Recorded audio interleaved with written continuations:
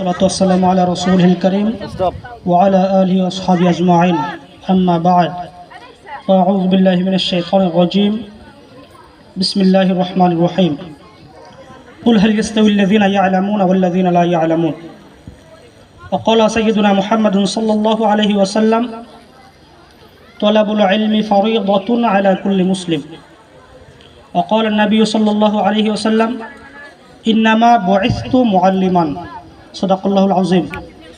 আলহামদুলিল্লাহ, সর্বপ্রথম মহান রবের দরবারে শুকরিয়া জ্ঞাপন করছি যে মহান রব আজকে আমাদেরকে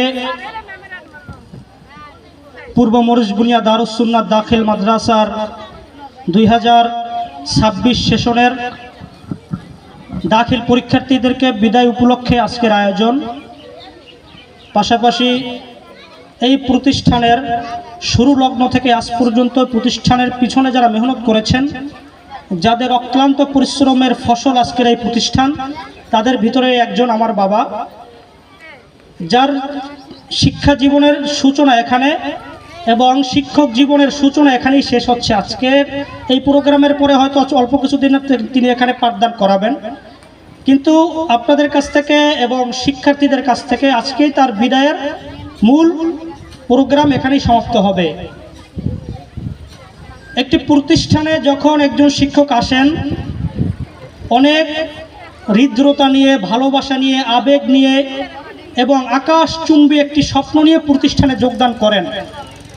তার স্বপ্ন থাকে প্রতিষ্ঠানটাকে কিভাবে ডেভেলপ করবে, ছাত্রদের লেখাপড়ার উন্নতি কিভাবে ঘটাবে এবং এই প্রতিষ্ঠানকে একটা গুণগত মানের স্তরে পৌঁছে দিতে পারলেই সেই শিক্ষক সফল হয়।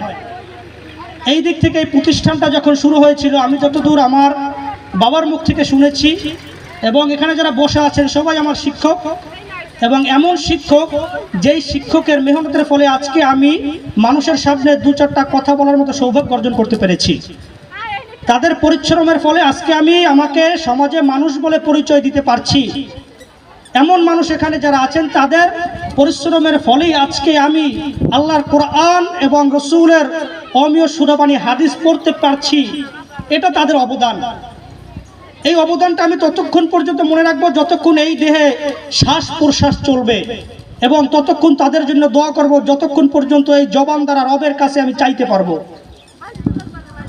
তো আমার বাবা এই প্রতিষ্ঠানে এসেছিলেন স্বপ্ন নিয়ে, এবং এই প্রতিষ্ঠানটা যখন রাস্তা ছিল না, ঘাট ছিল না, মাঠ ছিল না, প্রতিষ্ঠানের ভবন ছিল না, এটা হলো আমার মামুবাড়ির প্রতিষ্ঠান। আর মামুবাড়ি এইটা, এখানে যারা বসে আছেন শিক্ষক অনেকে আমার মামু, আমার মামা। তো এই প্রতিষ্ঠানে আসার পরে প্রতিষ্ঠানে তার জীবনের বিরাট অংশকে ব্যয় করেছেন একটা স্বপ্ন নিয়ে। স্বপ্নটা ছিল এই জনপদের প্রত্যেকটা মুসলিম সন্তানের ছেলে, এই সন্তান ছেলে অথবা মেয়ে, সে যেন কোরআন পড়তে পারে, হাদিস পড়তে পারে, রসুলকে চিনতে পারে, আল্লাহকে চিনতে পারে, কিয়ামতের ময়দানে যেন একজন মুমিন হিসাবে আল্লাহর কাছে পরিচয় লাভ করতে পারে। এর বাইরে এই শিক্ষকদের যারা এখানে আছেন এবং এই প্রতিষ্ঠান থেকে যে শিক্ষকরা বিদায় নিয়েছেন, এর বাইরে দুনিয়ার কোনো চাহিদা ছিল না। এখানে যারা শিক্ষকতা করেছেন, শিক্ষকতা করার পরে কেউ গিয়ে শহরে 2 কাঠা জমি কিনে বড় ভবন করার ইচ্ছা কারো ছিল না, এখন পর্যন্ত কারো নাই। শুধু ইচ্ছে একটা, এই জনপদের প্রত্যেকটা মানুষের সন্তানদেরকে যাতে করে দ্বীনি আলেম শিখাতে পারে। আমার বাবা এই পরিশ্রমটা করেছেন, যার ফসল আমরা 7 ভাই বোন এই প্রতিষ্ঠান থেকে পড়েছি, এই ওস্তাদের কাছে পড়েছি। এই জনপদের অসংখ্য অগণিত মানুষ, যেই মানুষগুলো কোরআন হাদিস কিছুই চিনত না, আজকে তাদের সন্তান আলেম হয়েছেন, আজকে তাদের সন্তান বিজ্ঞজন হয়েছেন, আজকে তাদের সন্তান সমাজের কর্ণধার হয়েছেন। কেন হয়েছেন? এই যেখানে যে মানুষগুলা বসে আছেন, যাদের দাড়ি পেকে গেছে, যাদের চুল পেকে গেছে, শরীরের চামড়া ঘোচ লেগে গেছে, এই মানুষগুলার এই চামড়ার ঘোচের বিনিময়, দাড়ি পাকার বিনিময়, এই প্রতিষ্ঠানের শ্রমের বিনিময় এই সমাজের বাচ্চাগুলো আজকে সমাজের উঁচু স্তরে চলে গিয়েছে। ঠিক কিনা বলেন? এই জন্য আমাদের উস্তাদরা যারা আছেন, তারা আমাদের কাছে ওই রকম মান সম্মানের অগ্রাধিকার পাবে যেই রকম যিনি আমাকে গর্ভধারণ করেছেন, যিনি আমাকে জন্ম দিয়েছেন, তারা যেইভাবে আমার কাছে সম্মান পাওয়ার উপযুক্ত, আমার একজন উস্তাদ আমার কাছে সেই সেম পরিমাণে সম্মান পাওয়ার উপযুক্ত। হয় আমি এখানে পড়ি অথবা না পড়ি। যদি আমি একজনের কাছ থেকে একটা আলিফ শিখে থাকি, সে আমার শিক্ষক, সে আমার ওস্তাদ। প্রিয় রসুলের একটা হাদিস আছে, অনেক লম্বা কথা, আমি বলছি ছোট করে। আলী রাদিয়াল্লাহু তাআলা আনহুর কাছে এক লোক বলেছেন, এক তার ছেলেকে পাঠিয়েছিলেন এবং বলেছিলেন যে তার কাছে গিয়ে বলবা যে আমার জন্য কিছু দিতে, কারণ আমি তার একজন শিক্ষক। আলীর মনে নেই যে কেমন শিক্ষক। তখন জিজ্ঞেস করার পর উনি বলেছেন, আমি তোমাকে একটা শব্দের ভুল ধরিয়ে দিয়েছিলাম। রসুলকে জানানো হয়েছে, রসুল বলেছেন তোমার সামর্থ্য অনুযায়ী তাকে দিয়ে দাও। এটা হচ্ছে শিক্ষকের মর্যাদা। আমরা শিক্ষকের মর্যাদার একটা কবিতা পড়েছি, কাদি কাদের নেওয়াজের, আমাদের পাঠ্যপুস্তকে ছিল, এখন মনে হয় আছে সম্ভবত পঞ্চম শ্রেণীতে। শিক্ষকের মর্যাদা আকাশ চুম্বী, যেটা আমার মতন সাধারণ ব্যক্তির পক্ষে দেওয়া সম্ভব নয়। এজন্য প্রিয় ছাত্রছাত্রী যারা আছেন এবং ওস্তাদরা যারা আছেন, ওস্তাদদের কাছে আমি দোয়ার মুখতাজ। আমি রবের কাছে দোয়া করি আমার এই দোয়াগির মানুষগুলো যেন আমার জীবনের শেষ নিঃশ্বাস পর্যন্ত দুনিয়ার বুকে জীবিত থাকে।